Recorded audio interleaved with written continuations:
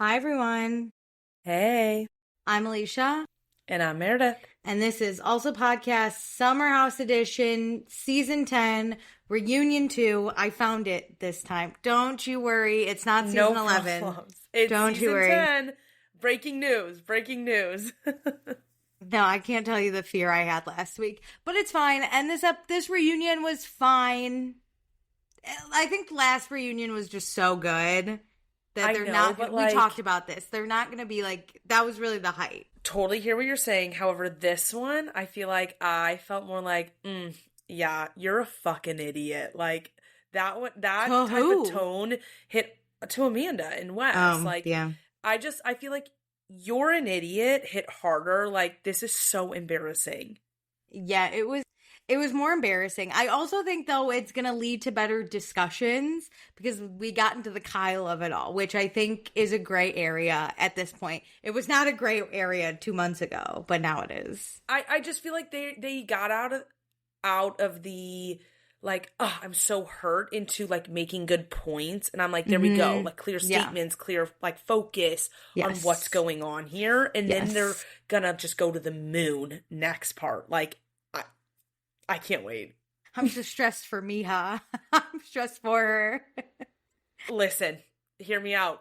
Get her on season 11. Listen, I'm not against it. I love the enemy of my enemy is my friend. So 100%. Meija and Sierra, how you doing? Kyle. And Kyle, man.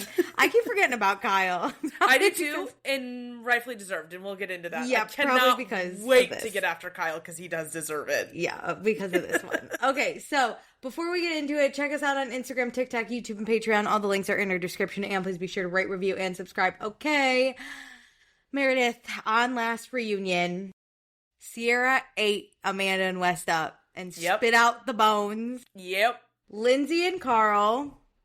staying friends, the friends we know and love. I love them. Amanda completely cannot find the point. She didn't lose it. She's never found it. Wes is a liar, had a girlfriend Amanda knew about, Meija. Lindsay ate up Wes pretty hard, and in defense of Amanda, but then Sierra basically murders Amanda by calling her mute and weak, and then Amanda cries, and Kyle tries to stand up for Amanda, but Sierra says, she's not my wife. Oh my god, I can't with Kyle. Shut the fuck up. Kyle stands up for Amanda until she pisses him off, and then he's like, never mind. Well, Kyle had to stand up for Amanda there because it also read him dirty. Is like, this is who Amanda was with you too. Like, let's not forget who Kyle is. Kyle loves a meek, weak woman, too. He's the star. It's all these men who want to be the star, which, let me tell you, y'all listen, suck. Kyle walked so Wes could run. Yeah, but, like, 100. Let's not forget who Kyle Cook has been the last 10 years. 100%.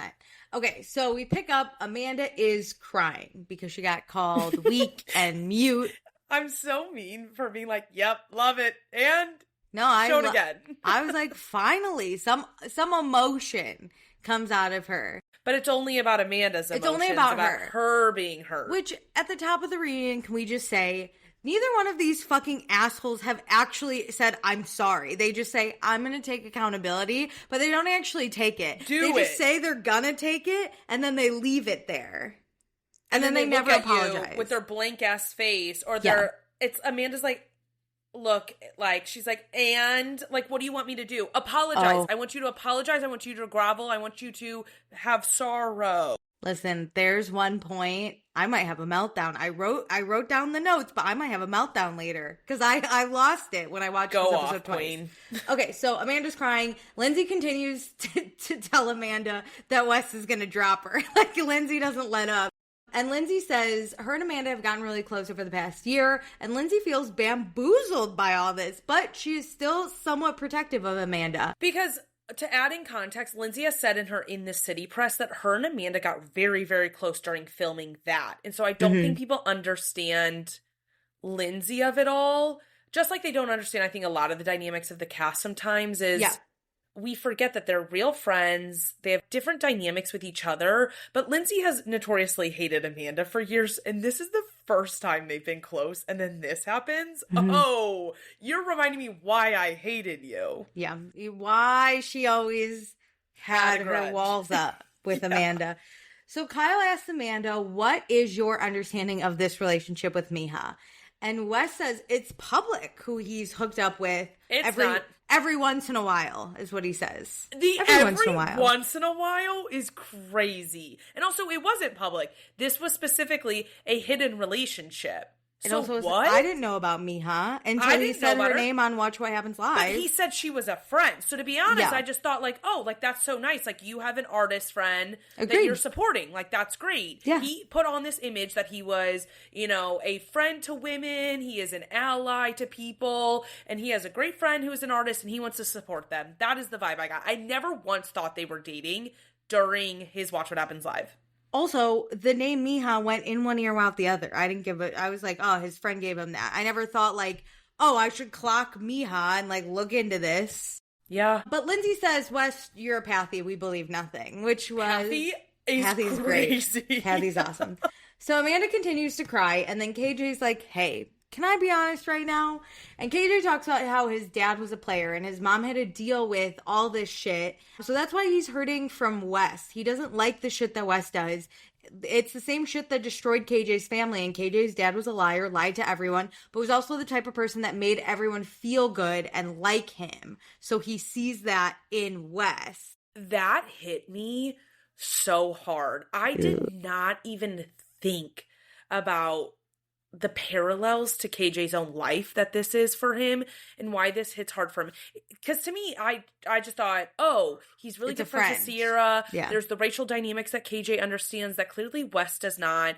And so like that hits KJ hard. And that exists. But to think how KJ has watched his own mom suffer at the hands of a gross man and then watch it play out with somebody KJ thought was a friend, was better than that, oh my God, that would send me. And it hurts someone who's equivalent to his sister at this point. Yeah. Rough. And then also, he does bring up the race conversation. And he says, like, he doesn't like seeing Sierra be treated the way she's being treated. And Wes says he's going to apologize again to KJ. To KJ. Hilarious. Has not uttered an apology won't even to like the couch Sierra and Kyle are He on. won't even look her in the eyes. No, hasn't even put his breath that way. It's insane. Also, KJ never apologized for speaking up during this reunion because he was like, hey, sorry to derail this. You're not. No. Your opinions, your thoughts are valid. Anyways, but you brought very great insights to this reunion, so like, please continue. So Wes apologizes to KJ, says that in the future he would like to have a conversation, and KJ says he's open to it in the far future. So we'll see. Wes says if there's a conversation to be had. What do you mean if there's a conversation to be had? You are a horrible person. You should have a conversation about that. I cannot wait until this reunion's over, and then I can never talk about Wes again, and his nightmare happens where he floats into oblivion and has absolutely zero clout ever again. Because had he shown up with like some remorse, wanting to have real discussions, I think he totally could have rebounded from this. But KJ went on Carl's podcast and has said like, I don't think I'll ever talk to Wes again. Nice. And the rest of us should stop talking about him. Yeah. We should let him float away forever. Go back to never to be talked about again. So Andy pivots to the race conversation and thanks the cast members for having that conversation and asked Sierra like why she decided to bring it up. Sierra said she did that because over the years, she's one of the few Black people on the show, the first Black person officially cast, and it's a whole other part to her experience that her other castmates just don't have insight to, and she didn't want to sugarcoat things anymore. Sierra also wants viewers to understand that there's a lot of racial dynamics that happen in this group, and that's part of having interracial and intercultural relationships and friendships. And she says if we're having white friends in this day and age, we have to talk about race because politically speaking, it's turmoil outside. And Sierra doesn't want friends who don't talk about the political climate in the world. And there's a whole other layer that people of color experience in the world, and these conversations are vital. And all I can do is say snaps to that because everything she said is true 100%. That's how I feel. Yep. If we're not talking politics at this point in time, like, we're not friends then. If I don't know where you stand, I can't be your friend. Because I think what a lot of white people specifically don't understand is you don't want to talk about it because it makes you uncomfortable. And your lack of comfortability is such a privilege. Like, the fact that you get to not talk about it and be comfortable and live life without thinking about it. And if you want to be in relation to people of color, it's a must. You need to understand what they're going through, and you need to sit down and listen and hear them. Yeah, people of color live a life that's uncomfortable. White people can be uncomfortable for an hour and have this conversation. 100%. Okay, so then Andy talks about how Wes had said he sees Sierra more. Does Sierra believe him? And she goes, then perhaps. But she definitely doesn't believe him now. She thinks after watching the season back, Amanda and Wes were using buzzwords of I see you, I hear you to satiate what she needed to hear, but didn't really see or hear her. Which 100%, because let me tell you, if you're upset about something and I want to let you know I understand, I don't think I'd really sit there and be like, I see you, Meredith. I'd be like, bro, 100%, and I would fully just be empathetic. But I do think it's weird when one of your best friends is like, I hear you. You're heard by me. You know what I mean? But if you were trying to put on the PR version, you would say, I hear you. I'm listening. Yes. I fully saw exactly what she was saying, because I'm someone who I want to provide you a solution. If you're going to come with, not related to race, but when my friends show up with me with a problem, let me have a solution for your race. I'm great. Someone I'm a problem solver. And so I also noticed that that's not how some people want me to be. So to tailor that back, those are the words I use is I go, I hear you, because that's how I can police my own action within their lives. So it's I'm actively doing that to make them feel seen and heard, even though that doesn't make them feel seen and heard, but it's the best way for me to stop my insane activity. But then you have the wherewithal to say, how would you like me to help? Do you want me to just listen? Do you want me to provide solutions? But because I don't like when people immediately give me solutions. So which I totally understand. I see, I hear. Would feel way better than my 100%. Action. But I would never do that in a race conversation, because that is not what. That's not somebody asking for really advice in life or hear me. Yeah. But also, it's so buzzy. The only reason Amanda, I always just kind of I didn't really think about it. But Wes, I actively was it's nice he said he sees her, because that was Sierra's main gripe with Wes. She had said previously, he doesn't see me. So he's mimicking the language to really try to show up that way in the right way. But it was camouflage. But at the time, I believed it, because that was what she had said to him. So I think in my mind, when I wanted to believe the best in everyone, I said he took that. And now in this conversation, he is learning. He is seeing her. He is understanding her.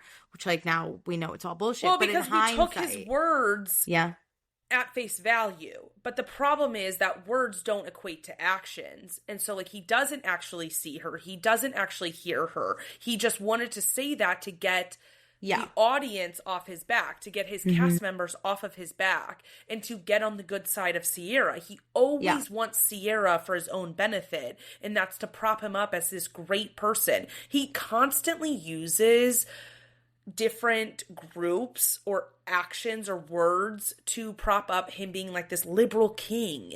And this was a moment. He did it the last time he had heat.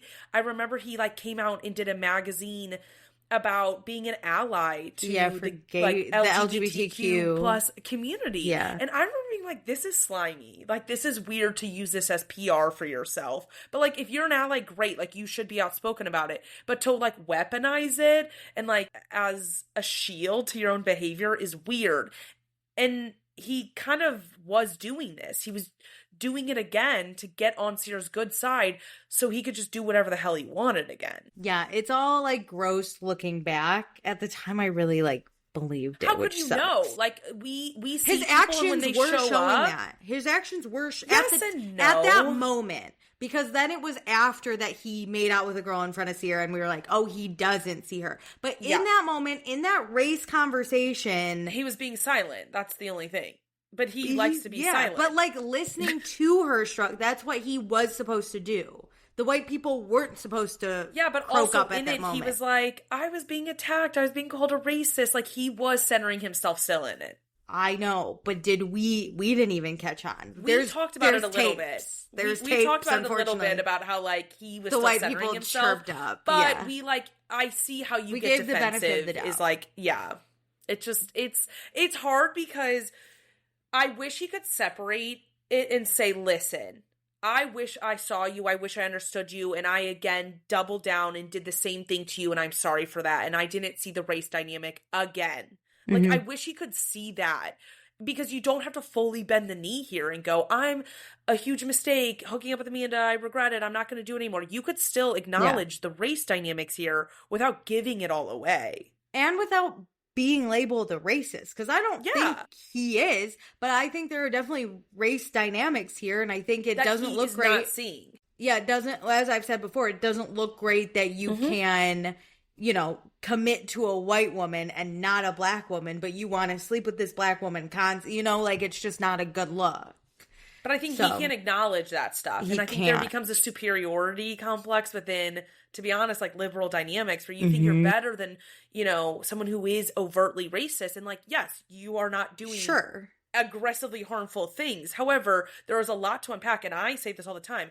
I have so much to unpack. I'm going to constantly mess up. But you have to be so self-aware to acknowledge that there are some deeply rooted things at every turn you have to continue to learn and do better. Okay, so Amanda's response to this, because she was also called out, she says everything she said over the summer was truly how she felt, which, like, okay, now we can believe you, but you lied to us in the past, whatever. But that's such a blanket statement. Like, oh, everything I said, I mean. What did you mean? Did in you the mean summer, specifically? When you said that we were family and you were going to ride for her for the rest of your life? Because you're not right now. And then this is where, you'll just give me a minute, this is where I absolutely fucking lost my mind. Because she goes on to say, right, she says, everything I said this summer was truly how I felt. And I was like, she's gonna finally fucking apologize. And you know what she says? She goes, it doesn't matter. No, bitch. Guess what? It does matter. It actually does matter. If you were to sit here and be like, and I'm sorry. And I'm sorry I hurt you. And it kills me that we're in this spot. And I have to take full responsibility. And I do. Instead you say, it doesn't matter. And that looks so fucking performative. Like, you don't actually want to apologize. No. You just want to make it seem like you're going to, and then be like, oh, this is such a mess. It doesn't even matter what I say, because you won't forgive me, Sierra. You're the bad guy. Eat my ass, you fucking lunatic. She only wants to apologize if it's going to be accepted exactly how she wants it. It's going to be received how she wants it. If Sierra doesn't accept it, she is not going to give the apology. And you should not be giving an apology with anything tied to it, like how people show up and react to it, because then it's not genuine. And let's make it worse. And after she says, does it matter? She then goes, like, for you, and then she stops, and you just know she was about to be like for you to think I wasn't honest, or like for you to do, and put full blame on Sierra. Are you fucking kidding me? Yeah. For you, Amanda, to think that your words couldn't, like, at least help a little bit is crazy. And for you to try to continue to be the victim in this situation when you are wrong. W-R-O-N-G, wrong. No question about it. Like, underline it. All you have to do is apologize. And yeah, it's not going to fix anything, and it might not be accepted, but it would make you seem more human, more likable, more apologetic at least. Like this is crazy for you to still want to put the blame on her, Sierra. Like, she's you so hate dismissive. Her. You hate her. There's no fucking other way. You hate her. Yeah. Hello? Oh my God. It drove me nuts. This one made me lose my mind on their attitudes and then go, oh, like, you don't feel sorry in any capacity. You should be so embarrassed by all of this, the details that are coming out. I'm like, oh, you guys should just like leave the state. You shouldn't be here anymore. Like, what's the point of showing up to a reunion like this? What's the point if you're not going to take literally any accountability? You're not going to give us any details. You're not going to talk about anything. You're not even trying to defend yourself. You're just blaming other people, Alicia, and then being like, why is everyone attacking me? They don't even defend. They don't even like get angry to defend themselves. At this point, respect them a million times more if they stood there and said, we like each other. We screwed you over 100%. Ha ha ha. Yeah. This is it. We decided turn it into Jersey at this point. I hate you, you hate me. I'm willing to lose you as my friend because I like him so much. I would respect the hell out of that, actually. Hell yeah. But no, they sit here and go, we're still the victims in this situation. They like stare at the ground and are mute and just like, yeah. But the best is, they're not even telling us how they're the victims. They're just, they want it into it. They're like implying it. It's like a lot of like sighs and like okays. And I'm like, what? Those stupid smiles that they have at the camera. Oh my God. Okay. Like Sierra looks bad. Nods. Like West. Yeah. Oh, or like Kyle's gonna look bad. And like, please, bitch, are you delusional? You've been here 10 years. Grow up. You know what I mean? Insane.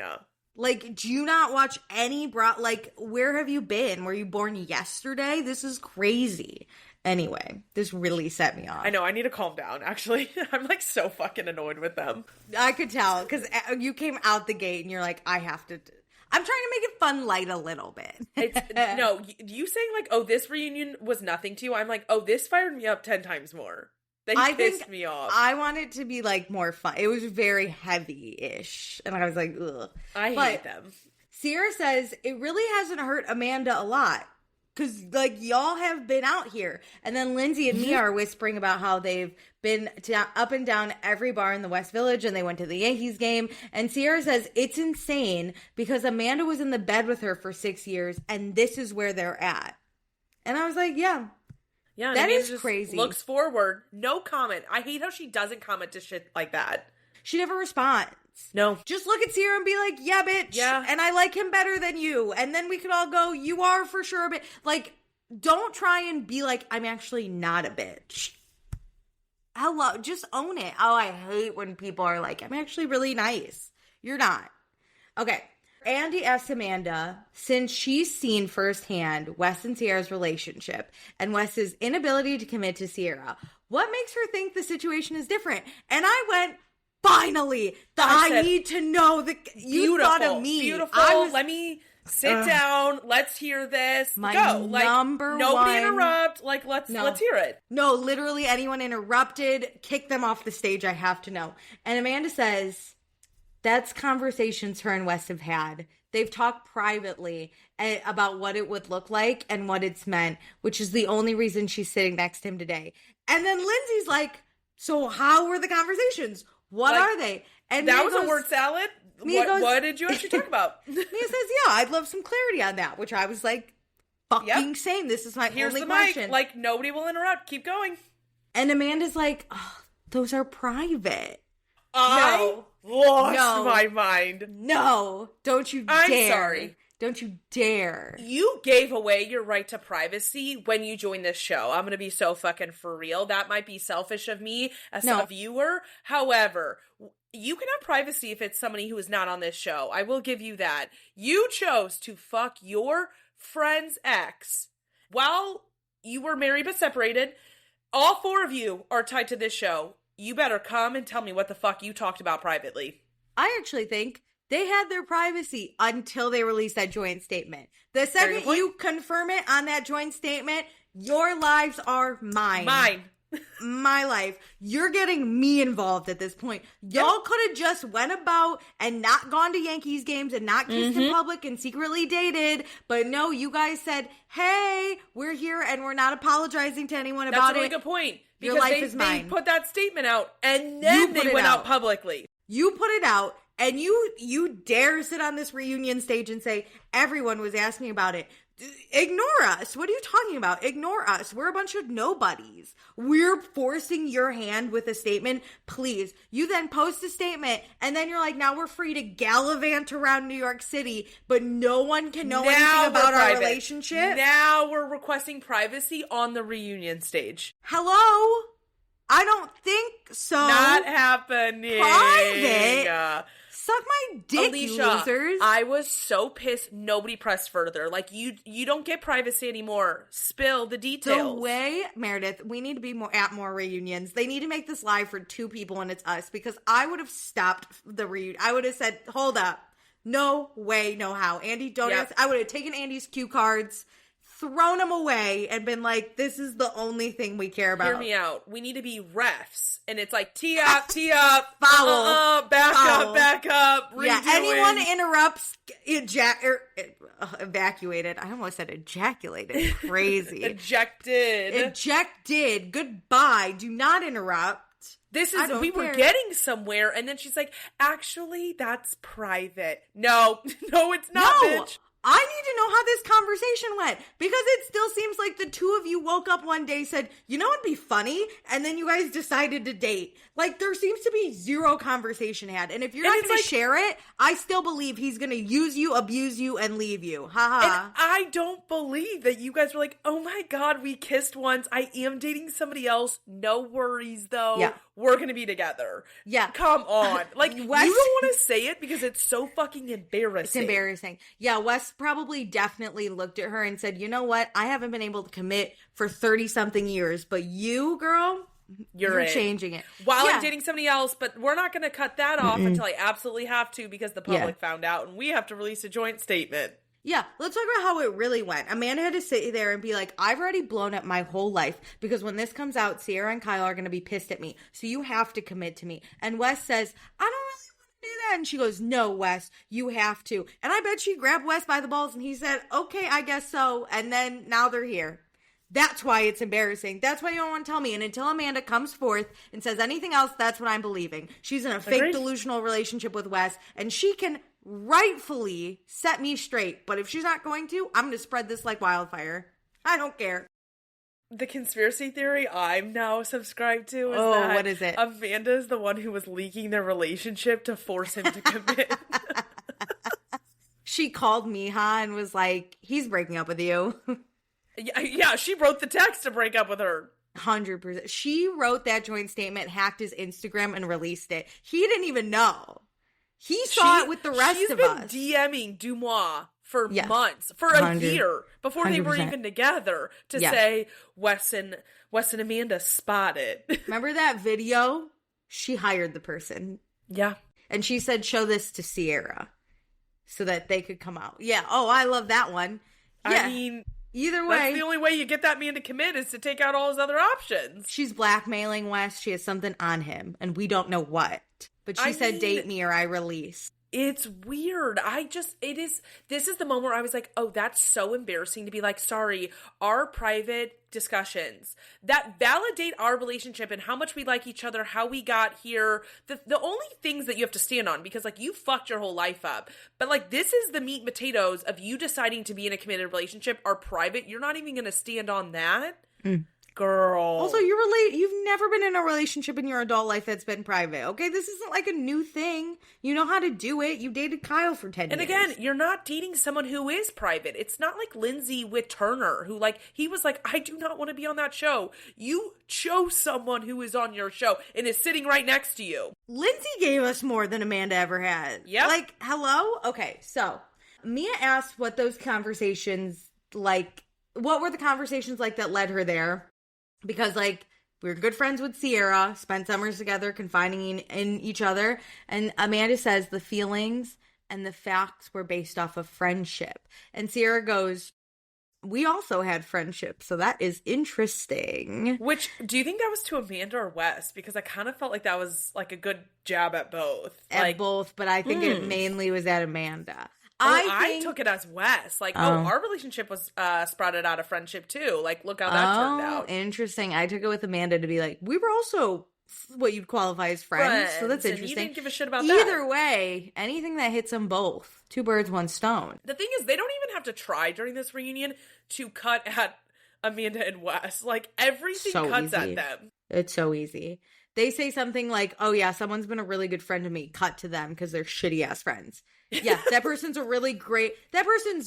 Thank God they were a good friend. Yeah, it's just great. So Amanda says the conversations are private and not everything is, or she's not comfortable with sharing everything in front of everyone. She wanted to get a point where she understood what was going on because she was going to have to be honest with Sierra no matter what. And then she says, it felt embarrassing saying, quote, I have feelings and I kissed Wes. And when he was seeing someone else, she just felt embarrassed having to say that to Sierra. And Mia goes, I mean, yeah, it's embarrassing. I was like, yeah. It's embarrassing to say, I have feelings for a man that you used to hook up with and like literally 5 minutes ago. And I kissed him without you knowing. So I put our friendship on the rocks. And also, he probably will never commit to me and doesn't even like me. That is embarrassing. I'm taking such a risk on a man who wouldn't commit to you, won't presently commit to me, but I'm going to pursue it anyways. No, better. I'm dating my husband 10 years ago again. That's pretty embarrassing. Like, Mia's basically like, yeah, no, I'm glad you know it's embarrassing. Like, thanks so much for saying that. She didn't even say it like condescending. She literally just said, yeah, it's embarrassing. Yeah. No, you're right. You're right. What you were saying is that's right. What makes it cut even deeper is like, no, yeah, like, you're right, that is embarrassing. Yeah, like a fact. And so Amanda says she needs a break and she leaves. It's always you're always such a fucking coward when you leave a reunion stage. Like, no, but I was like, this is what you left over? Yeah. Come on. It would have been that again. She's not upset she hurt anyone. No. The minute she feels embarrassed about the situation that she knows is bullshit, she's like, I have to leave. She knows it's embarrassing. And they're like, in a soft way, like, no, like, that is so embarrassing, girly. And she's like, oh, fuck. Like, they're not even being mean to me.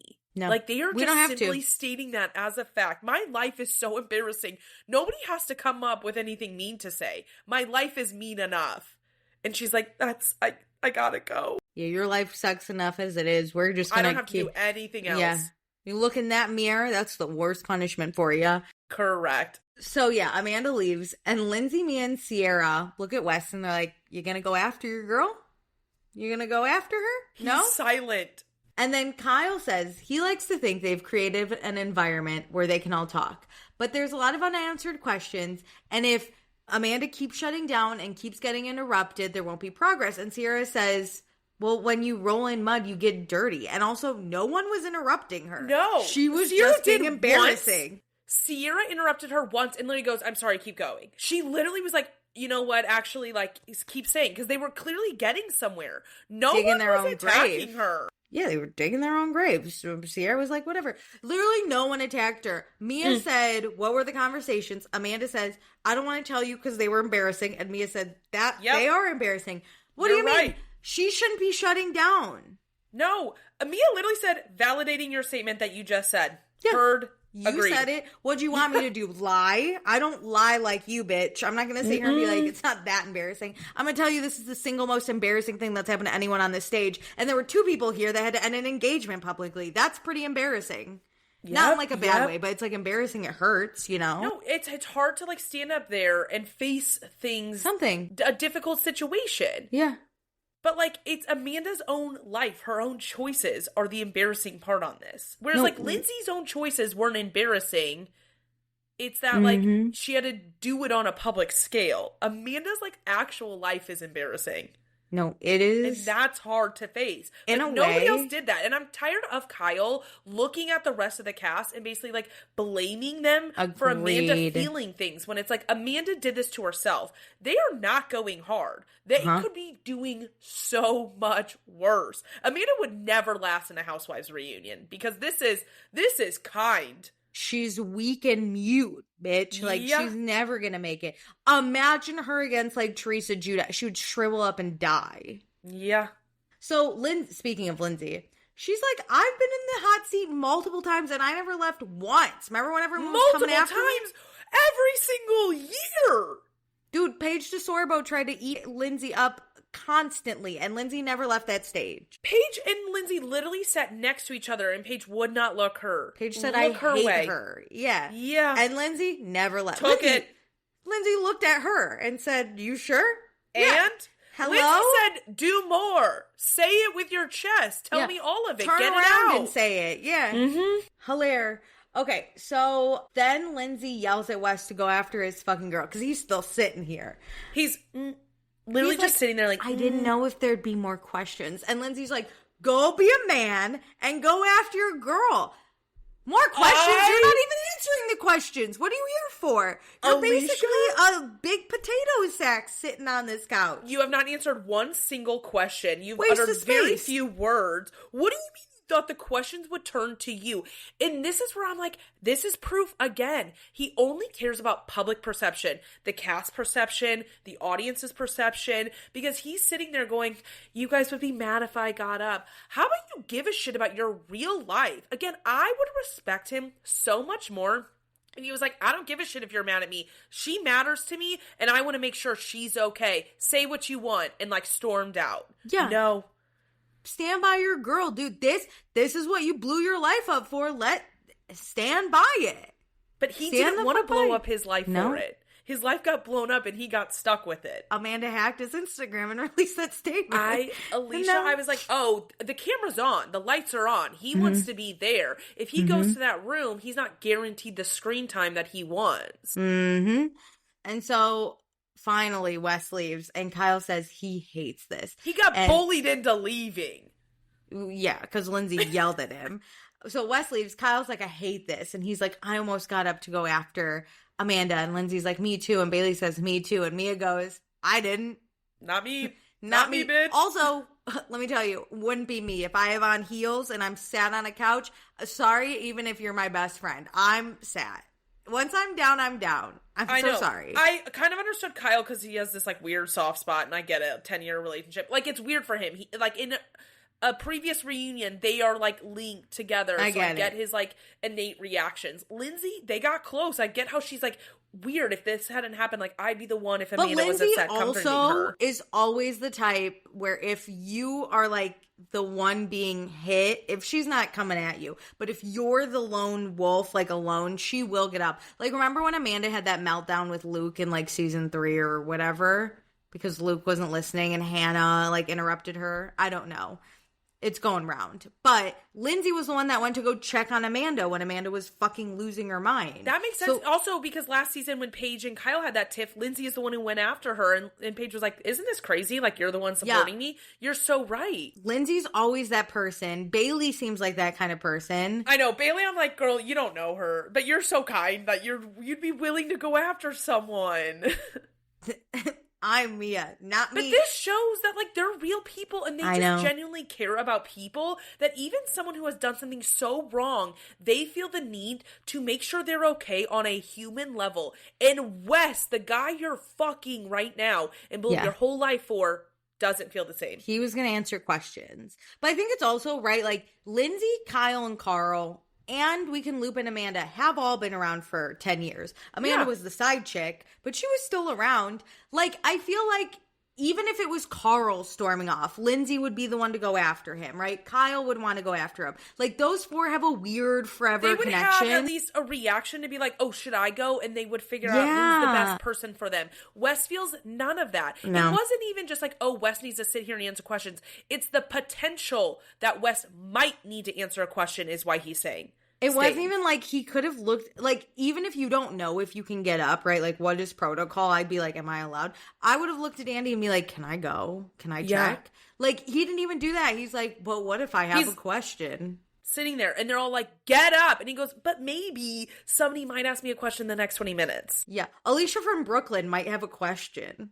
No. What if? Hello? No. And they're like, we will pause this whole reunion. She's clearly not okay. Yeah. I feel more for Amanda than Wes does. I don't. I am Mia. I'm tired. I'm not getting up. But I'm like, she's upset. I can clearly see it. Like, even though, like, it's her own fault, she's upset. And that does suck on a human level. And I Wes think someone should go after her. It's not going to be me. Yeah, but she deserves comfort. Sure. From someone who cares about her. And Wes is like, oh, she needs something? But what if there's a question? What if in the next hour I get a question and I decide I do want to answer? I want a t-shirt on it, but what if there's a question? That's my next t-shirt. So embarrassing. Okay, so we go to Amanda and Wes's dressing room. Wes asks Amanda, you good? Are you good? Oh my God. You're good. And Amanda says it's just, quote, her comments, they cut really fucking deep. And I would assume her is Sierra, but Mia was the one that said it's embarrassing. So it could be either. I don't know. Yeah, the way Wes is like, yeah, no, I really wanted to come check on you. No. My guy, you got bullied by 4 people into coming to check on her. I hope in Italy they're watching this.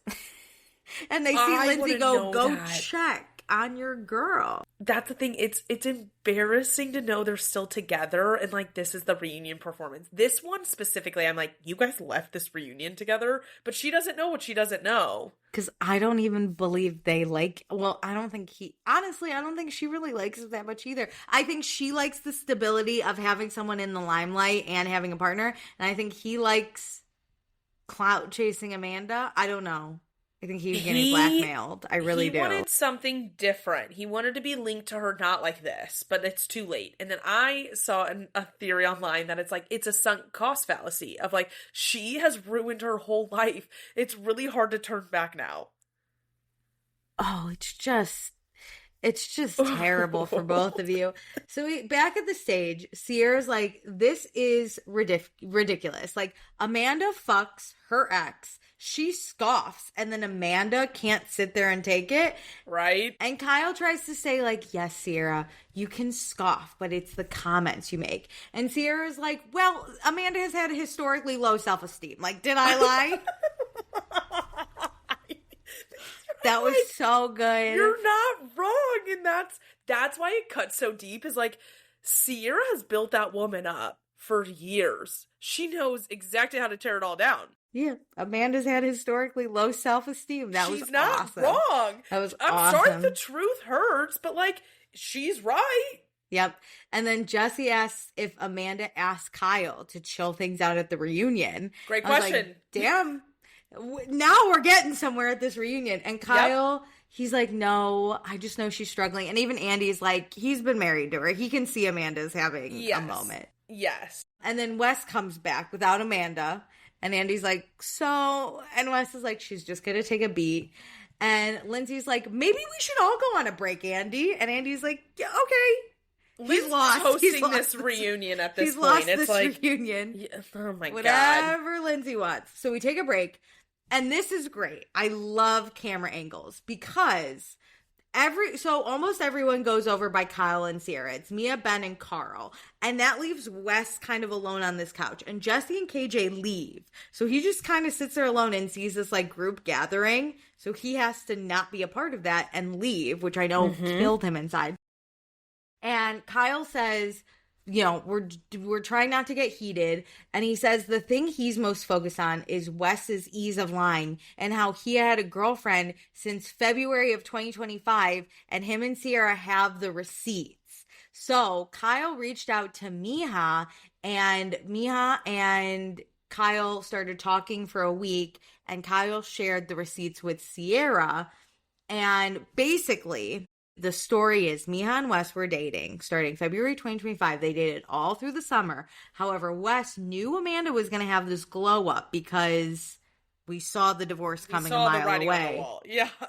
And Carl says it's perfect because Amanda, to the day of this reunion, is still married. So she can't fully commit to Wes. So she is unavailable. And that's like all Wes His wants. dream. Yeah. Yeah. She has the status. She has the glow up coming. She has the Ariana wave of the breakup status. Like, we all talked about it in January when they posted that statement. Like, the wave was coming, and he said, let me hitch myself to that wagon, and then he got too deep.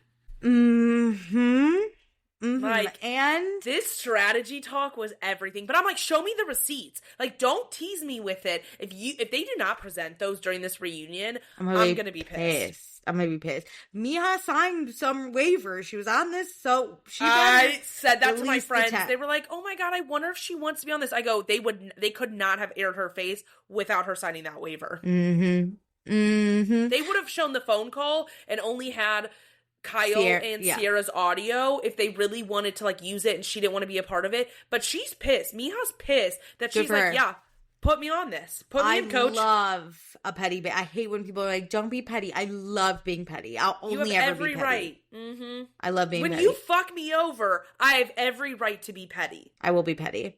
So we get back from break. Jesse, KJ, and Ben hug. They lost one, but they're still strong, which I hope Wes saw that too. That'd be fun.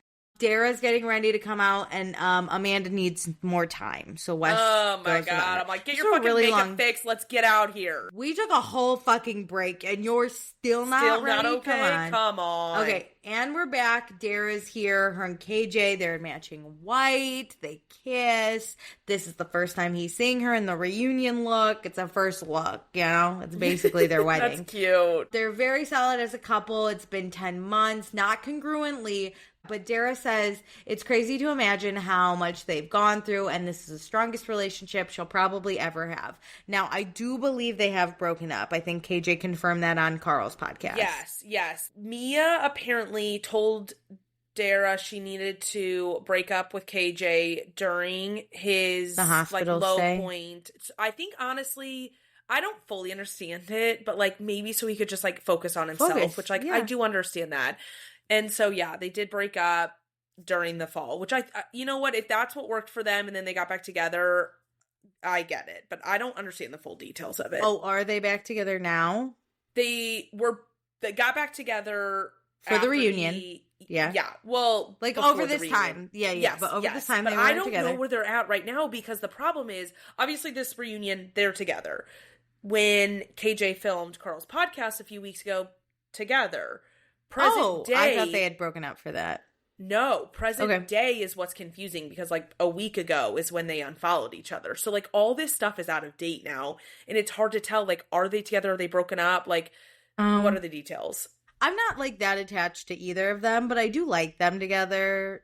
But I just want both of them to be happy. You know? I also like them separately. If they could be friends and be on the show if they aren't together, I would love to keep both of them. Yeah, I like them together. I like them separately. I like them as friends. I like them dating. I like them as enemies, probably. I don't know. But I like them.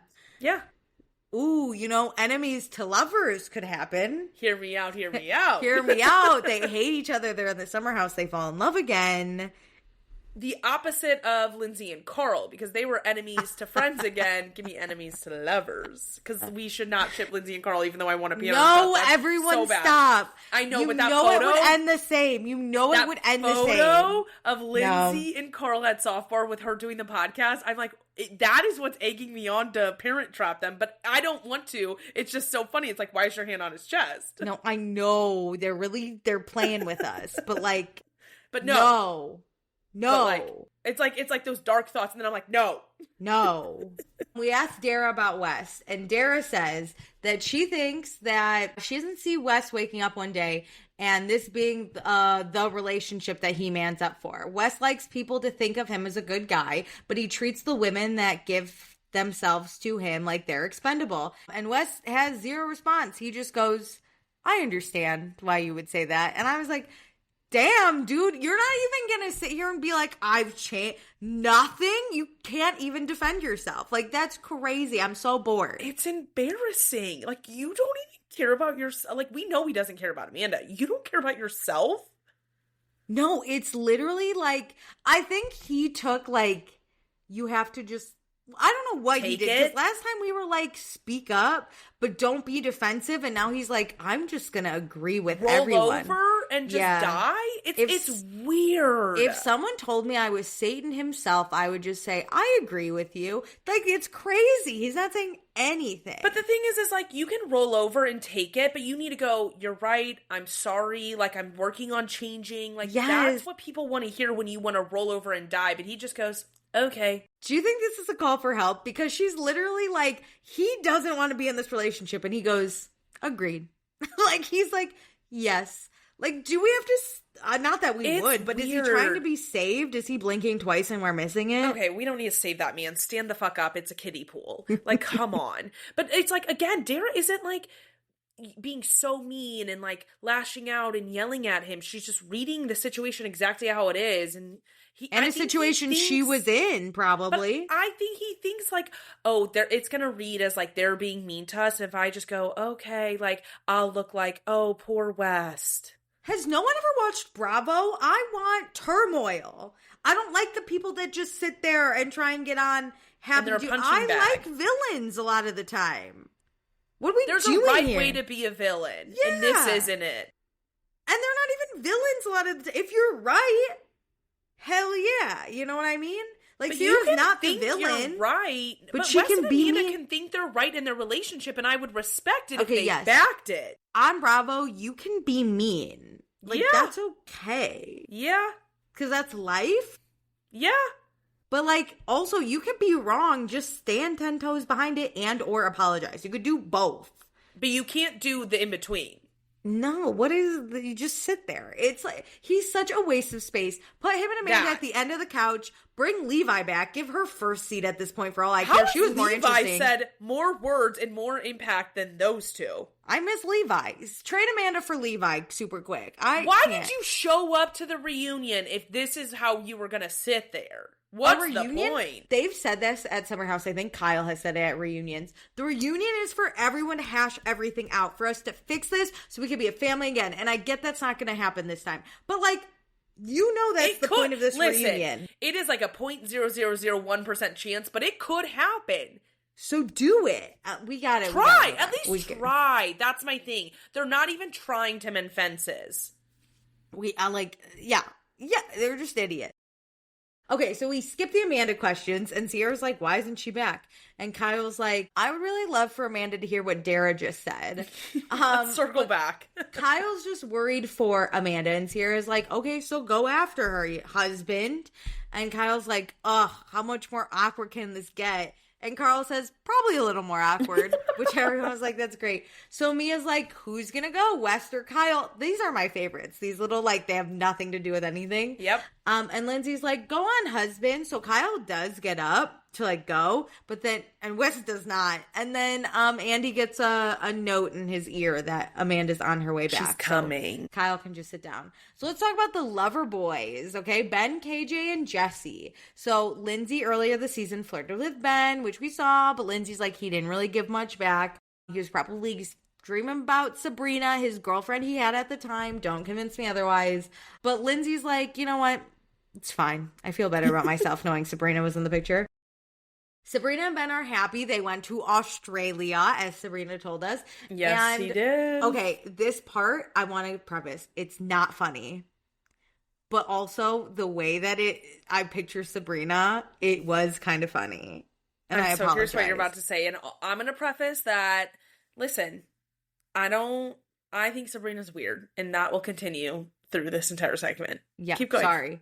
So, Ben, as he shared, doesn't have a good relationship with his father. But when he took Sabrina to Australia, she made an effort to give his dad a hug every morning and every night. And then one night, when Sabrina was giving the dad a hug, Ben's dad touched his shoulder. And that was the first time they'd touched since he was 19. And it was all because Sabrina was giving hugs. And I just was like, no, it's a beautiful story, but also I just picture Sabrina, like, leaning in and this man being like, herself please on this stop. Man. I'm so sorry. You just met that man. It's probably not accurate, but 2 hugs a day, crazy. You don't have to hug me when we wake up or go to bed, honestly. Also, I will say this for Alicia and I's sake. We are not hugging families. We are not terrible. Huggers. So, like, this is my nightmare. For, like, one of my siblings to bring home a hugger, and I would say, I'd be like, Alicia, get out of my space. Get out of my space. No, literally, I just met you, and you are going up and hugging my dad? For breakfast? Why? For breakfast? To go to bed? You hug oh my God, if I brought someone back and they tried to hug my dad at breakfast, man or woman, imagine be being like, a sibling. If your sister brought a guy home and hugged your mom or your dad for breakfast and at night, you would be like, what are you doing? We would, like, make that's fun the of pranks people pull when they are like, we say the Pledge of Allegiance at mealtime. That's a prank to me. The way my dad would look at me and be like, we have to go for a drive just so we can talk shit. 100%. Oh my God. And I'm sure it was beautiful. And Ben, I'm so happy your dad touched your shoulder. But, like, this is so... I find the dynamics weird. And this is the thing, is... like, all jokes aside, because that was us bantering, and that's our family dynamics for sure. I'm sorry. I find it that Sabrina inserts herself without having like an actual relationship with people, and that's why I find her weird. Is she shows up, she doesn't know these people, she's trying to build a relationship, but she goes way too hard, in my opinion, way too fast. Yeah, she does it with conversations. For you to hug this man's dad, and he hasn't touched that man in like 20 years, and you're gonna hug him. I agree. I find that such an overstep. Yes. Okay. I do. You're right. Okay, so Ben shares it was hard for him to say, I love you to Sabrina because him and his dad didn't have a relationship. There was an indiscretion, to which I was like, say what the indiscretion was. Tell us what you did. Yeah.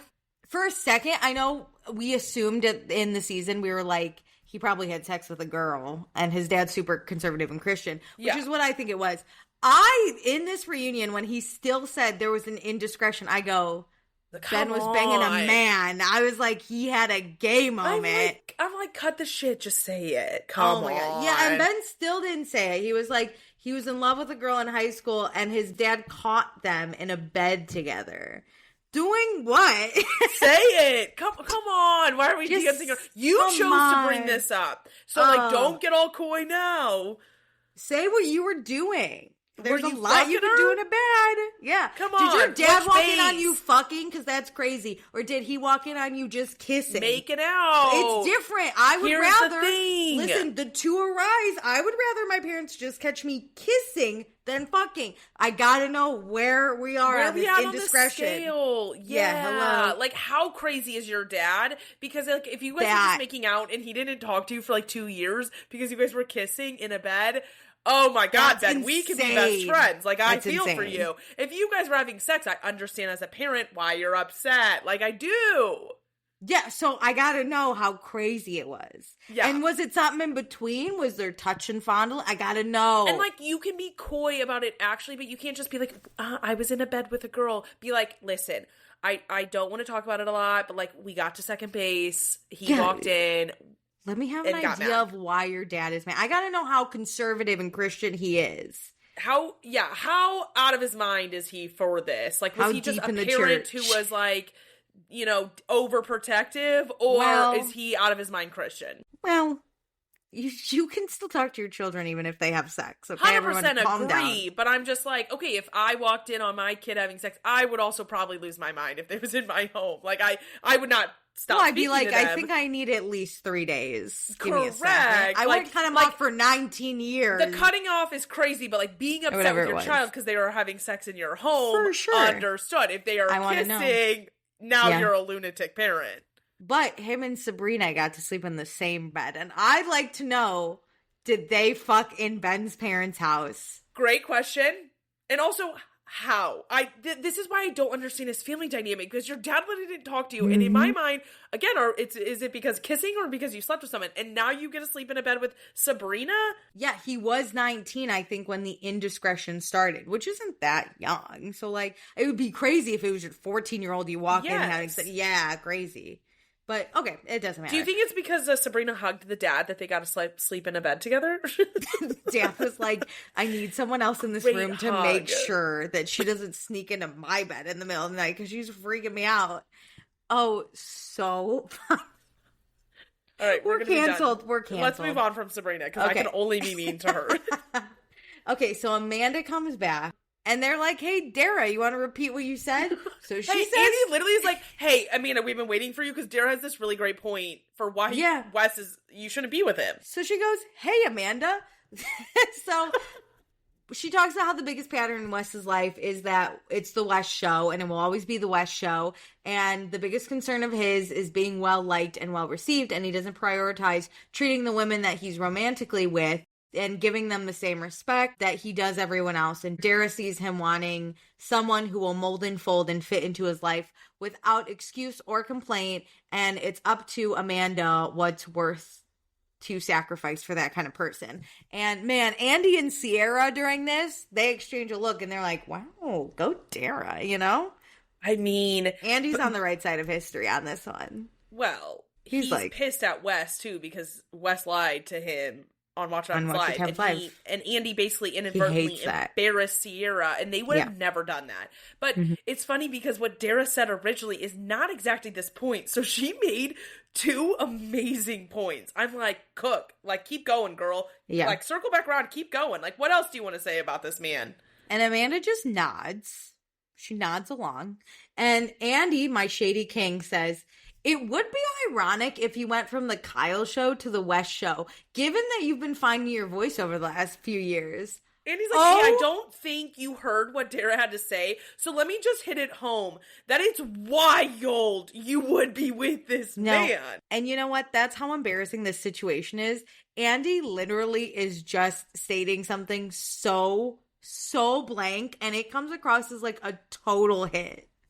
Like, that was crazy. And let's remember that, like, Andy and Wes are somewhat close. In the winter, they did a night in St. Louis at the St. Louis Blues together. Like, a joint appearance. Andy loves Wes. Andy went out after last reunion with the guys because of Wes. And look at him reading this man, and he's like, you be with that? It was so good. It's ironic that you go from the West show to the Kyle show to the West show. Oh, that was crazy. And then Kyle says, my show wasn't that bad. And Andy looks at him and goes, it had its moments. Come on, Kyle, shut up. You're ruining the read because it's like, now we have to double down on you. Like, now we have to look at you and be like, those two. Please. Okay, so back to the Lover Boys. Jesse, relationship goals. He says he caught feelings this summer for Sierra. He misread the situation. He didn't say it was a joke, but he did deal with it in a joking fashion, and he regrets that. And that's how you take accountability. It takes 15 seconds. Self-reflection. You say what happened. You apologize and move on. He says his song about being in love with your best friend is not about Sierra, and he did not write it for Wes and Amanda. He wrote the song way before. And Sierra goes, it's okay, they can play it at their wedding. And Kyle and Lindsay die laughing. It's a massacre. It's a massacre. It comes up so often. You guys are idiots. You're embarrassing. And we can weave it into every conversation. It's not even hard. No. Sierra's not lifting a finger. It serves it up itself because that's how embarrassing and how wild this is.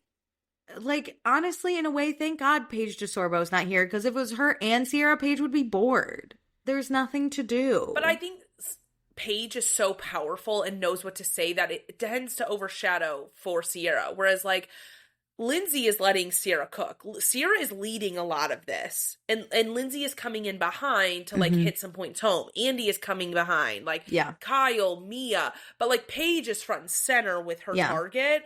That it is nice to, like, let Sierra just do this on her own. Yeah, but, like, Paige would just be bored. She'd be like, Sierra's it's not even hard. I want to know. It's not even hard. What Paige is saying behind the scenes watching this reunion. Well, her, Sierra, and Hannah were just at La Culturista Awards together. So that's fun. I don't know. Amanda was in Rome, I think, at a wedding with a bun. Does anybody work for Apple? Can you hack their phone? Let us know. Let me know. So Sierra understands why Jesse thought there could maybe be a makeout because, you know, the lines in the bed were blurred. Correct. I do understand how he got there. Andy does ask, you know, did Jesse get a boner that one time in the bed? And Sierra's like, God. I don't know. And Jesse goes, I would hope you would know. Okay, Amanda also has a lot of flirtatiousness in the house with people. So what does she think about Jesse and Sierra's flirty relationship? And she says, everyone in the house is very flirtatious and inappropriate with each other. So, like, the lines are blurred a lot of the time. I will say this is one time she did well because I was ready for her to go, see, other people do it, and she didn't. She just said, like, this is the house dynamic. We all do have fun conversations because her and Wes, like, having those conversations over the summer, not insanely over the line. Were they inappropriate? Yes. But, like Amanda points out, everybody's a little inappropriate. That's what you do whenever you get way too comfortable with people. So Jesse is single. He wants something more serious. You know, he's focusing on his career. He's doing his tour. He's on the road with his music.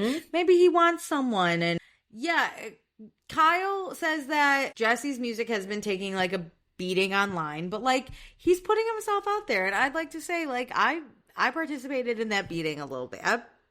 Absolutely. Sorry. Hear me out. you should love what you do so much. No matter how much people criticize it, you do it. And I have to give Jesse credit for that. He's doing it no matter what people say. I don't like it. I won't like it. But keep going. You shouldn't do it because I have to like it. My friend bought a ticket to see him for $60 in Brooklyn. So shut up.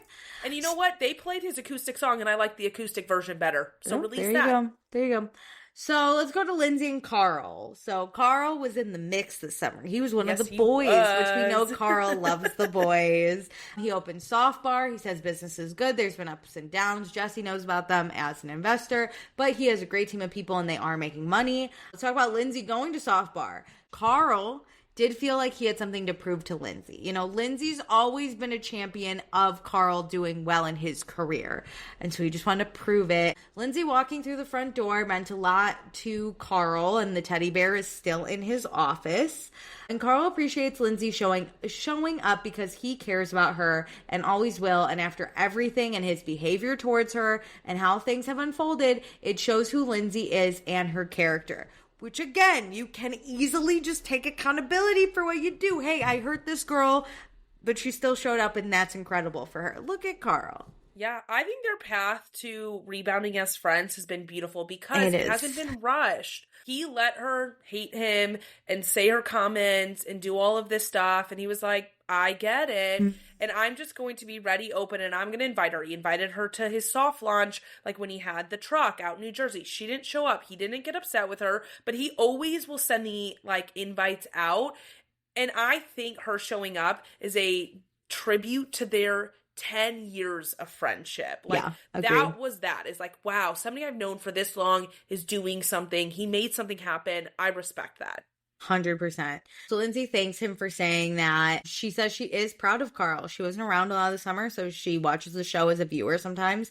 And Carl seems more confident, and she says it's a beautiful thing to see. And she's known Carl for a long time, and she feels like Carl is finally the person he's supposed to be and he's always wanted to be. Just the nicest thing Lindsay's ever said to anyone, I think. Anyone. I was like, oh my God. That is so sweet. Coming from someone who truly knows him too. In and out. Yeah. Sharon is pissed right now. No, I'm just kidding.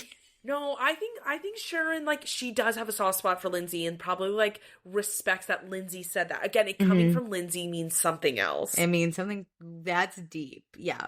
Jesse has not been able to find Lindsay as sugar daddy. There's no good options these days. But Lindsay's search for love is doing terrible. You can see it on In the City some more. I can't wait. Okay, so let's talk about that ad they did. Carl being a mess. And Lindsay saying, loved it. Let me monetize. And Lindsay even went to Carl's apartment to film it. And she had to unblock Carl to post the ad. She still doesn't follow him. But now she does. In present day, she followed him. Ooh. I love that. So it happened really quickly because Kyle did this really long man on the street interview, which is so funny. And so Lindsay's like, let's get some light in this dark situation, you know? Hell yeah. And so Andy says, Kyle, Sierra, Amanda West, how did you feel about Carl and Lindsay monetizing the situation? And Amanda, the point, she still can't find it. Amanda says she would have never done that to them during their breakup. But here's the thing, right? Their situation was a broken engagement, right? That hurt all parties. There really wasn't any light. There was no joking involved.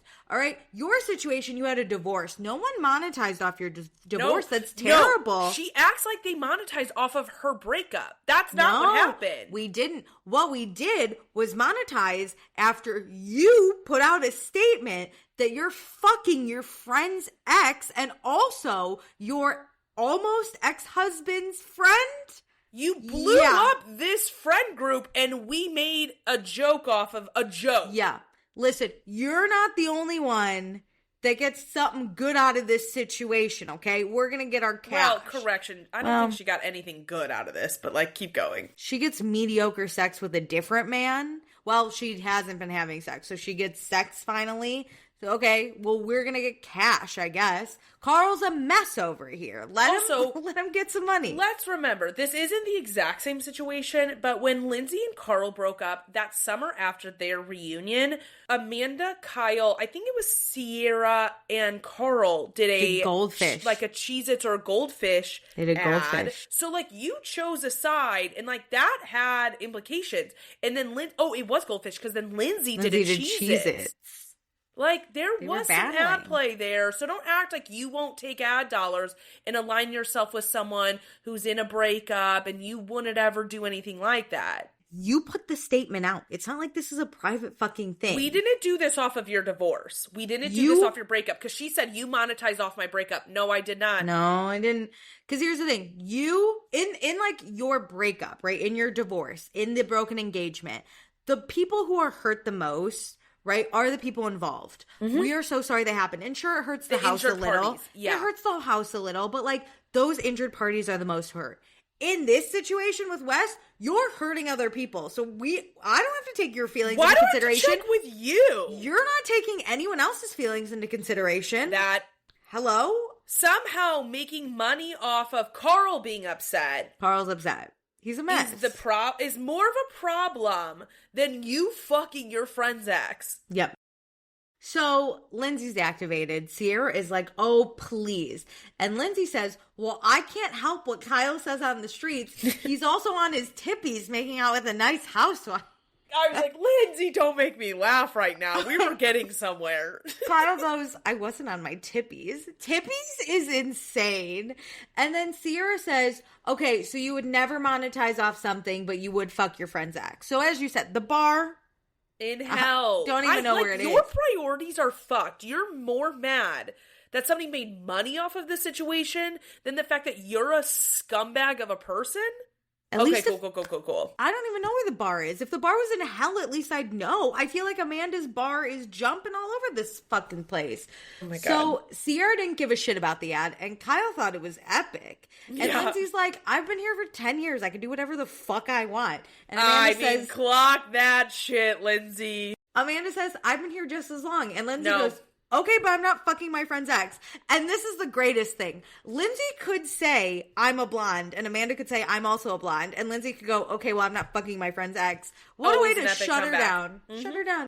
Yep. But also, you haven't been here for 10 years. You were a rando who kept coming up to our house season 1. You've been here for 9 years. Yeah, you didn't pay that first summer. We did. You stalked us and would not leave us alone. Literally.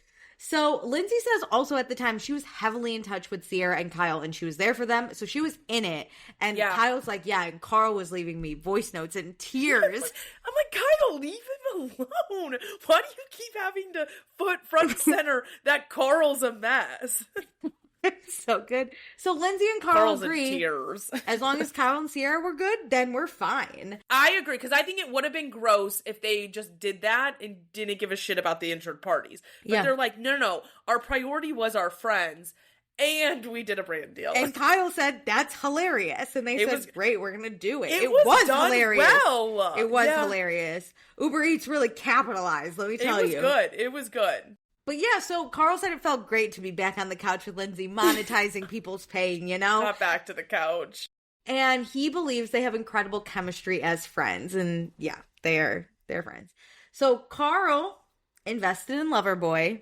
Kyle did not invest in Softbar. Led to an explosive clash at Freedom Dinner. Kyle says it pains him to see a lot of how upset Carl was about not supporting Carl. And he understands Carl. He hopes Carl can understand why he didn't put money forward. Yeah, I get it. I understand it. I get it. I didn't like that Kyle still didn't fucking apologize. He's just like, I hope Carl can see where I was coming from. I get it. Kyle does kind of bug me in this ending point. I agree, because I think the fact that Kyle needed Carl's support in the divorce, in all of this scandal, then like completely wipes the slate, and we forget about how like Kyle needs to be a better friend to Carl. It's never been an issue that Carl's a good friend to Kyle. It's how Kyle shows up for Carl. And because Kyle needs more support now, we lose the plot. Yeah. So Kyle was at a breaking point this summer. Sierra says she did apologize to Kyle backstage. She just felt like she misunderstood him. 100%, and like valid. Yeah, and Amanda has her dumbass smile. And Sierra does clarify. She didn't say Kyle was right.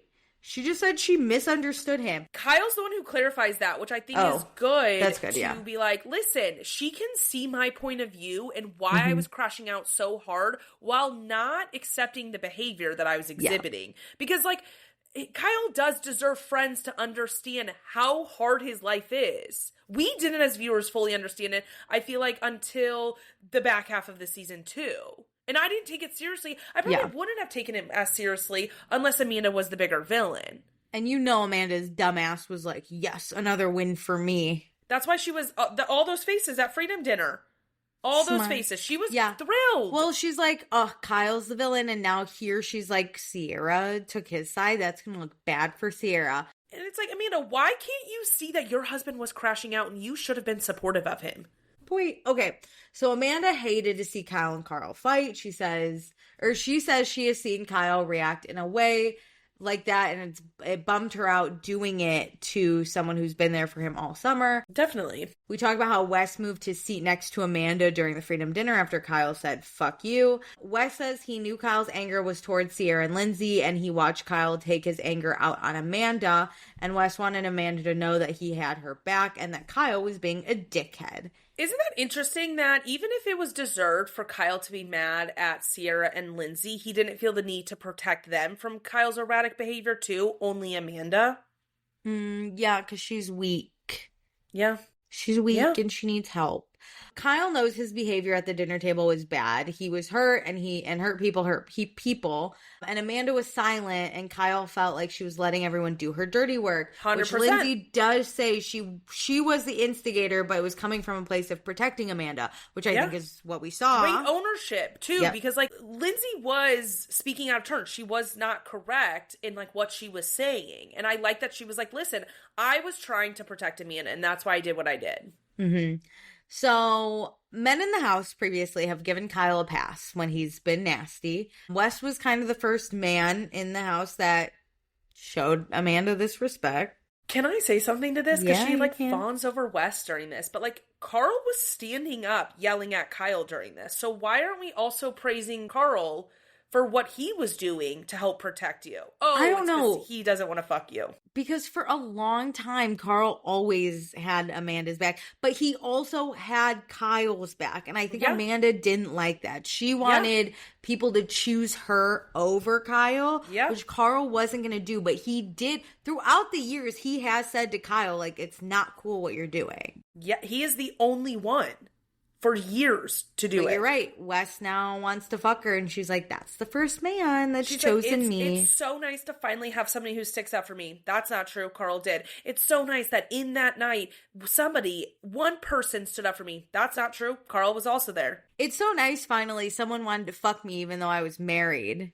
There we go. What a joy. Even though Ben also... No, I'm just kidding. That's a separate conversation.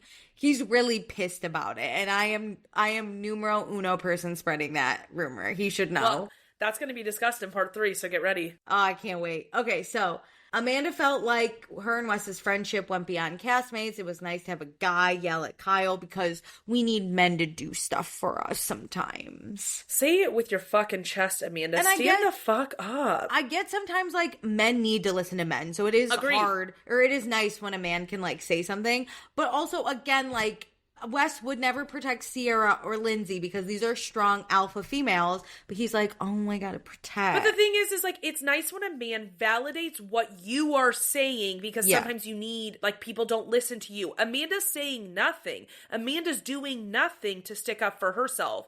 Other people were doing her dirty work, per se. Mm-hmm. Lindsay is the one fighting her battles. Sierra is. Amanda does not show up and say this shit herself. Mm-hmm. Okay, so Kyle says, it's, who's protecting you? A guy who's never been in a relationship in his adult life. Yep. And Wes says that he knows saying fuck you to your wife is bad. Okay, so listen, Wes, when this breakout and this fallout happens with you two, make sure you don't say fuck you to her. Don't you ever say it to her. The bar really is in hell. Men being like, you know what? I know you shouldn't say fuck you to your wife. No way. Check. Groundbreaking. You know what? Give that man his podcast mic again. Get him on a stage. 100%. He's amazing. So let's talk about the Cartier watch. Okay. West had said in a confessional, which I thought was funny. And I still stand. It was pretty funny and it's kind of on the nose. But when you see someone give a gift, like an extravagant gift, it's probably because they're shitty in every other way. And 100%. He compares it to the Wolf of Wall Street in the scene. It is, the Wolf of Wall Street scene is extreme because that was too Leonardo far. DiCaprio was fucking hookers and then bringing back Margot Robbie gifts. You're making people link the two, that you were majorly stepping out on Amanda and you gave her this gift as a silence present. Yes.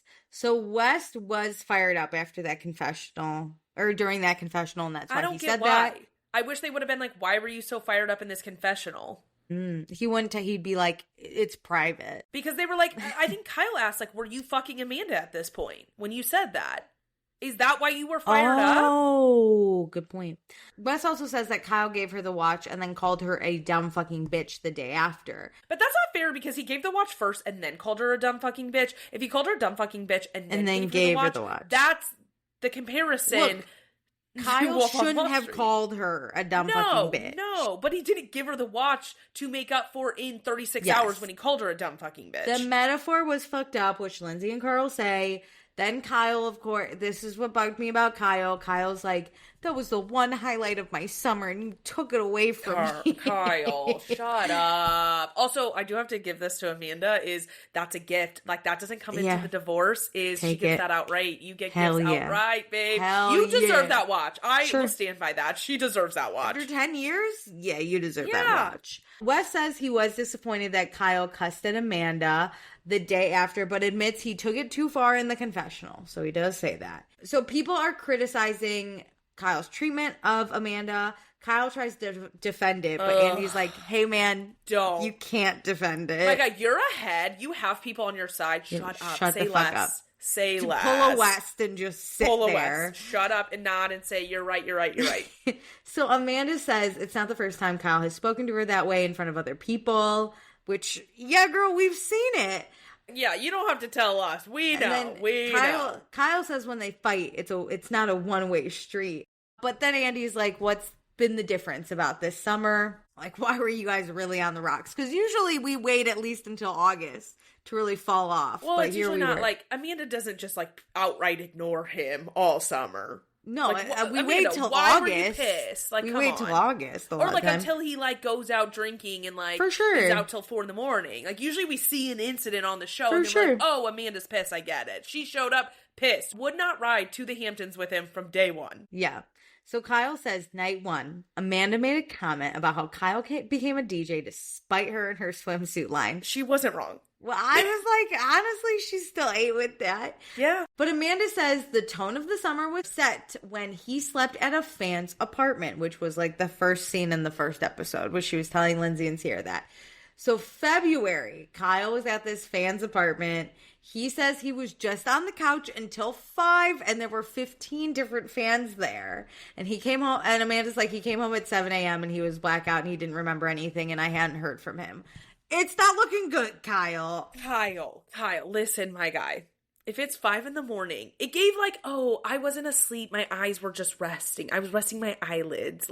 Yeah. Shut up. This is embarrassing. You did something wrong. Again, just shut up. He's like, there were 15 fans there. That makes it actually worse. Why are you hanging out with worse? Why are you hanging out with any fans?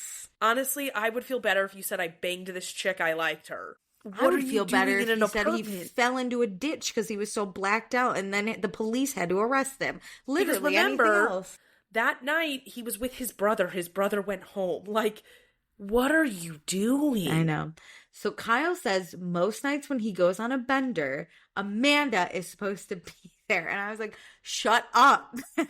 Tell me you have no emotional regulation without telling me you have no emotional regulation. Okay, their whole marriage, Amanda hated going out. She wants to move to the suburbs, etc., etc. And Kyle's like, everything that you said you wanted is now a lie. And Amanda says nothing changed. And Kyle's like, well, here you are now going out till 4 a.m. And Amanda's like, well, now I'm single. Listen, I think both sides made great points. I agree. I agree. Because Amanda can still, listen, when you're married, your priorities do change. When you become single again, you have to have different priorities. You have to go out again. I see where Kyle's coming from, where he's like, you would never go out with me, but now you're going out with Wes all the time at 4 a.m. But I see Amanda saying, well, now I got to go out at 4 a.m. because I don't fucking know. I got to get a new man's, you know? I get both. 4 a.m. is what I find crazy. Is like, for years, she gave off this, I don't like to go out at all. I don't like to be out late. I come home at like 2 or whatever. It's that like you did a complete 180 and that is crazy and you have to acknowledge that. And what she should have said is, I'm a free bird. I feel better when I go out with Wes. I don't enjoy you. You are a hindrance to me. I never had fun. I enjoy my life now. Going out is fun. And she does eventually get here and say like, I didn't enjoy going out with you. But like at the beginning I was like, girl, you did 180 and you gotta acknowledge that. Because Lindsay's like, your biggest gripe with Kyle is that he went out and he drank and now that's what you're doing. So it just looks crazy. And Sierra's like, also, you're dating Kyle. You're dating someone who loves to go out. Call a spade. Which was your thing. And Andy is like, yes, that's what I was going to say. Andy's pumped about Sierra hosting this thing now. And Lindsay's like, yeah, it's Kyle 2.0, but also like not. It's just like younger Kyle. But, like, in his 30s, I don't know. I think it's worse because you've been with this. And Andy's like, yeah, Wes is a good time Charlie, and that was your issue with Kyle. And Amanda says, it's not that Kyle was out every night, even though that was literally her argument for 10 years. Yeah. She says it was that he would come home blacked out and there were always rumors about him. And Sierra's like, but I thought you hated going out. And Amanda's like, yeah, I hated going out with Kyle. And Kyle is crushed. Wait, I get it. it. Crush me. But listen, I get it. Going out with Kyle, he's going to be the type of person that wants to talk to everyone and he's going to ditch you. Maybe Wes doesn't ditch her, you know? Good point. But it does hurt to hear if she's never given him this feedback ever, and to say it so publicly, and like when you're at a low point and it's like, again, they've been comparing Wes and Kyle all day. And then she goes, no, I like going out with him, but not you. And think about how this reunion episode started. Kyle was like ready to get up and go support Amanda. Yeah. Like, he still cares about her, and she can't even swallow these mean comments. No. Like, you guys decided to get divorced. Like, you don't have to tear him down even more. But listen, she finally stood on something. That's not the thing we should be standing on. No, but she finally said, I'm gonna throw it back. I'm gonna throw the venom. And in a way, listen, I think it was mean, but in a way, I'm like, finally, she stands by something. Yeah, you're not wrong. And Kyle says, give me a break. Sorry. He sounds like such an old geezer. He's like half crying. Give me a break. This kid parties twice as hard as I do. And Amanda says that's not her experience with him. And Kyle says, I call him a kid because Wes is the most immature, fraudulent phony I've ever met. So sorry, Kyle. Your reads don't hit. Like, it's not the same, but thank you so much. Geezer, this guy. He's a loser. So Kyle says he's been going back and forth on feeling concerned and feeling betrayed because the day they split was the day they put out a statement and they hadn't even had a conversation before that.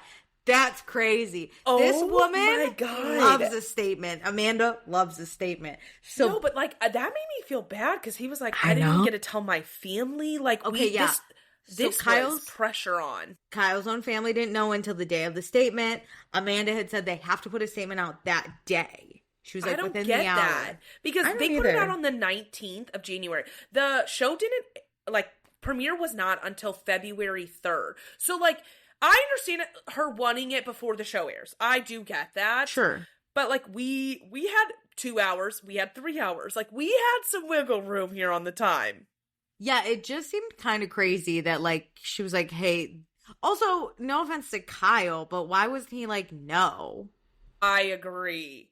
Like, what, you gotta break up with your husband at 5 and get on with your new boyfriend at 6? If Amanda released the statement, if I was Kyle, I would just release my own statement and be like, she literally told me 5 minutes ago.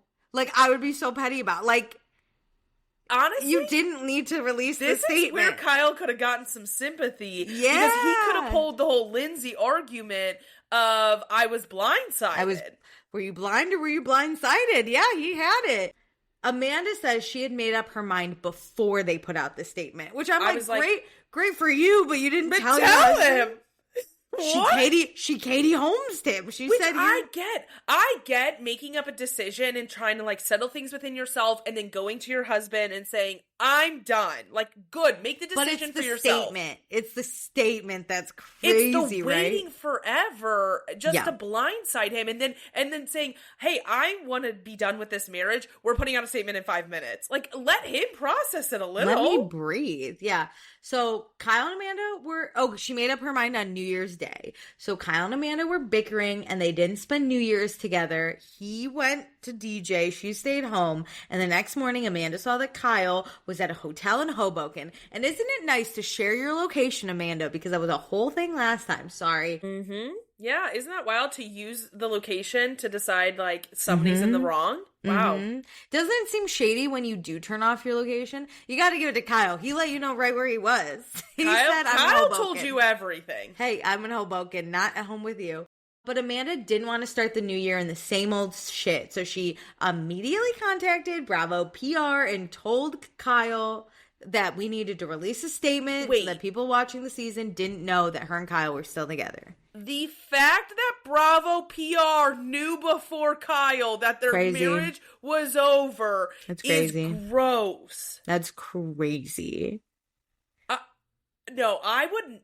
The way Kyle's defending her, I would not be okay if somebody did that to me. Also, it's like kind of crazy that like her main priority was we have to release a statement so people know we're not married in the season. Like, I get wanting to release it before the first episode, but also if you cared about this relationship at all, you could have released it halfway through the season. You could have released it after the first episode. You know what I mean? Like, there wasn't a hard deadline. Yes, it's that she wanted it before the season, so there's already she could be and Ariana. Gave him 1 hour. Discussion in a 1 hour time limit. That's crazy. Okay. So there were always rumors about Kyle and other women. Honestly, I only know like of 3, maybe. Not that that's like not a lot. They were like vague also when they were out there. So like, let's be so fucking for real. Let's say this man cheated. He was not cheating the amount of times he was on Dumois. Like, let's be real. That guy does not have that much time and energy. Which Lindsay says before they were married, she was the one that broke the main rumor. She was like, hey girl. Carl says when they were together between 2018 and 2022, Kyle would get drunk a lot and was probably inappropriate, but he doesn't believe Kyle ever stepped out.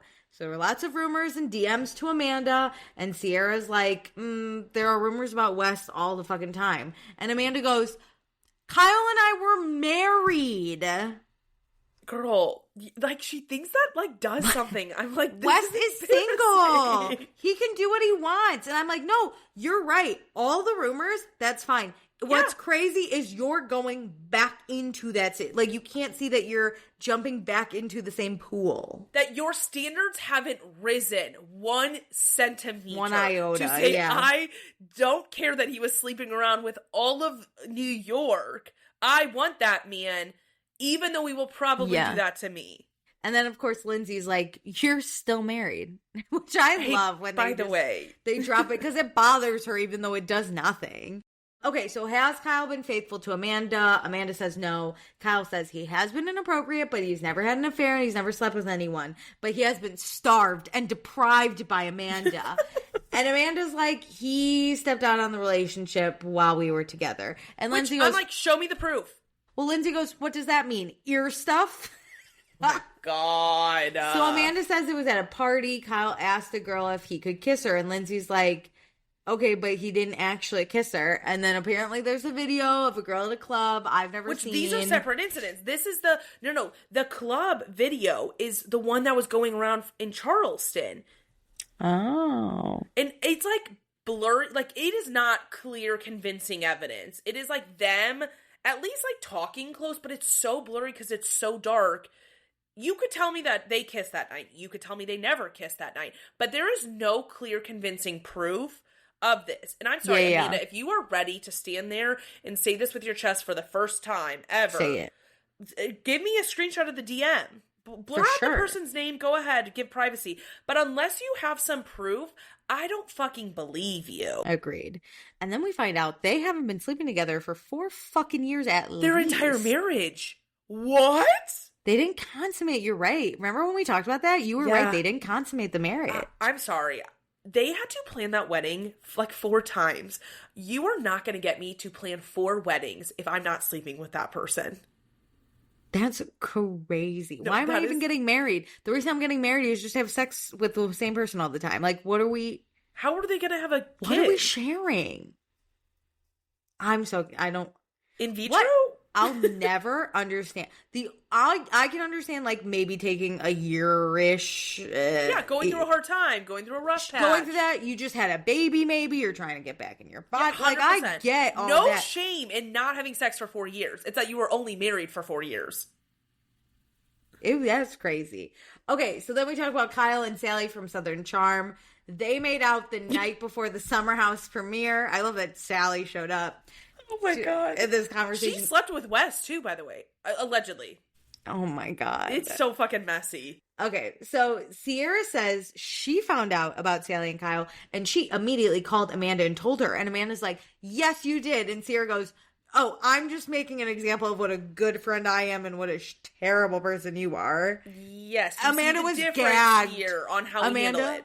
Gagged. She didn't see that coming for some reason. No, which is crazy. She was like, yeah, I knew about it because Sierra told me. And Sierra's like, I didn't care about that. You saw it. Bitch, I'm not making a point for you. I'm making a point against you. Yeah, 100. Even though the point, we weren't even talking about what a shitty person you are, but I'm just going to bring it up again. I want to make sure we circle back around to you're a bad friend. 100%. In case it wasn't clear.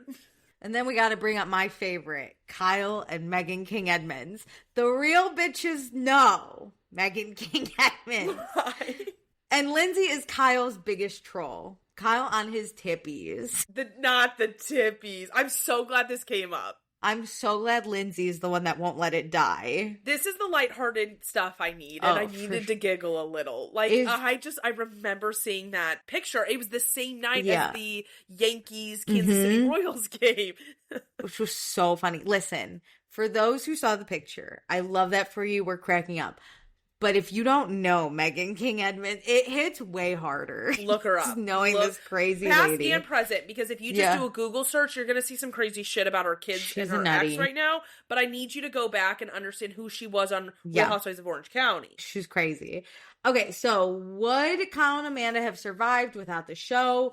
They agree that the show helps you communicate because, like, you have to communicate in the house. It's a form of therapy. So then we decided to break for lunch. And Wes and Amanda go into their dressing room. And Amanda says this is frustrating. She's done with them, saying she's married. And I was like, that's her takeaway. You are. Though. Amanda says she knew how miserable her and Kyle were. It's not just the way he spoke to him on camera. I don't know what I was saying. Oh, about Kyle making out. She's like, we were miserable in our marriage. People were like, whatever. She's actively avoiding the point, though. She basically is like, Kyle's sitting there and becoming like the victim, and other people are going on dates, and no one gives a shit about that. They're all attacking us. She literally does not get it. We are not mad that you moved on. Oh, yeah. Kyle spoke to her badly off camera, too, and people don't seem to care about that. No, we championed you in January, February, March, bitch. Like, what? We were on your side. I'm still on your side when it comes to how he speaks to you. Sure. And then Wes says Kyle hooked up with someone way before you did. Not the point.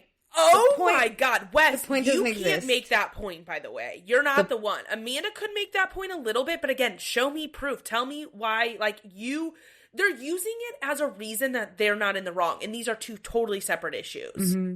So Amanda says they're also making her feel stupid for trusting Wes. I'm making you feel stupid, or you are stupid?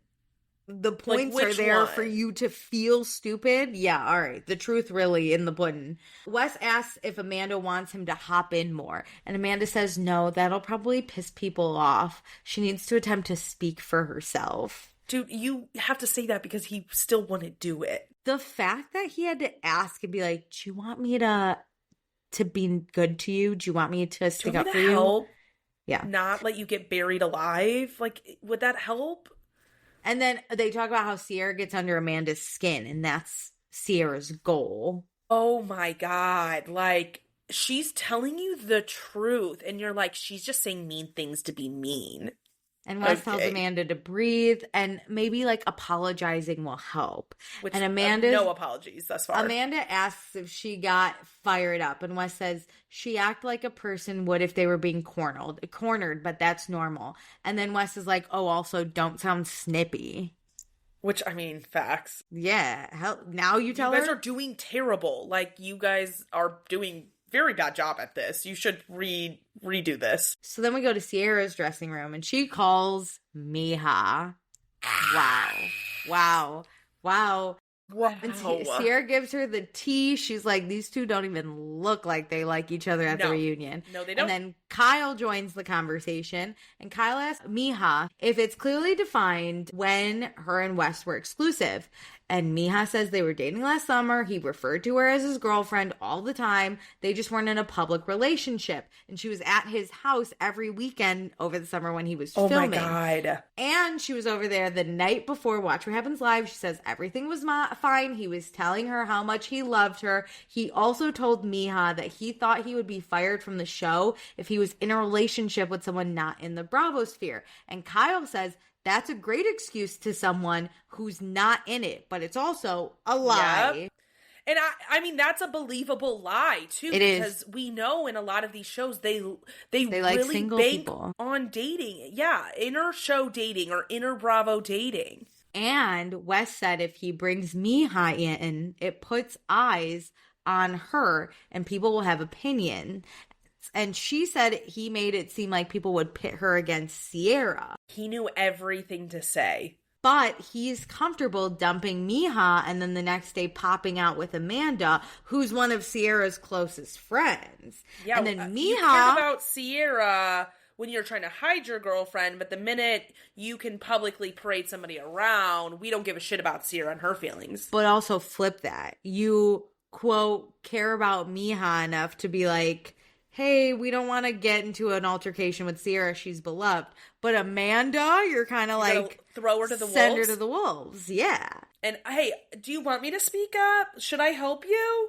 No. And then Meija was left on her own to figure everything out. She probably found out with the fucking statement. She was supposed to be at the Yankees game. No, broke up with her, like, 2 days in advance or something, and then just, like, steps out with Amanda. Mm-hmm. I'm not joking. Why is it Meija at this reunion? Put her on a fucking television screen. Meija gets really emotional because her, like, the relationship was so easy for Wes to discredit. And she was publicly known immediately. Mm-hmm. That's hard. And Kyle is going to go confront them. And then we cut back to Wes and Amanda, and Wes says he thinks the reunion's going to get easier after lunch. They have no idea. If Meija were to just walk out.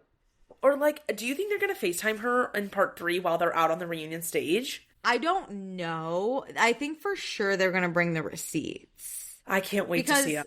Wes is not a good liar when he's under pressure. I think he's a good liar if he concocts it and he can manipulate it.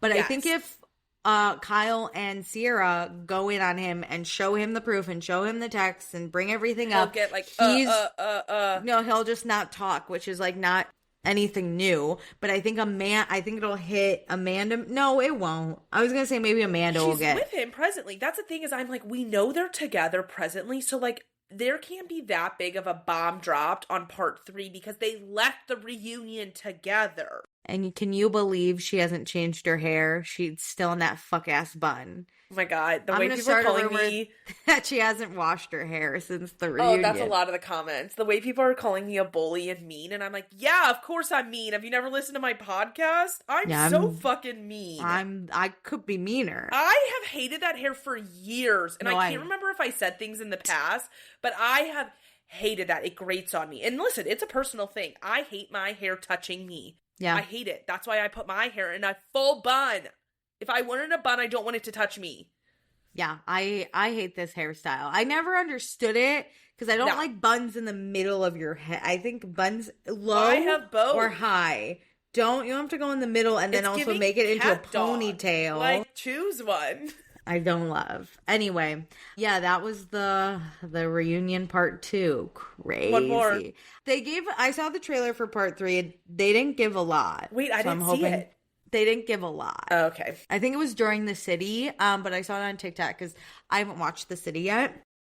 Don't hate me, everyone. All I have to say, though, is apparently the episode that aired after, because we haven't watched it, we're going to cover it after this show, is like Sierra West, Amanda sit down, and then there's this like interview where they like let the green screen be green. They don't even put the background on it. It's like May like 1st or 5th, and Amanda has to talk about that scene and like while she's actively in the relationship with Wes, and like apparently it was edited really well. I'm like getting so excited about the city because like of how much they're dragging Amanda apparently in it. Oh my God, incredible. Bravo really knows which horse to back. They're mad. You know? They're mad at Amanda and West. Like I have heard those rumors that they are pissed because they got dragged into it as a show. It's not just like, oh, we're the network and this drama is happening. It's like you used us and lied to us.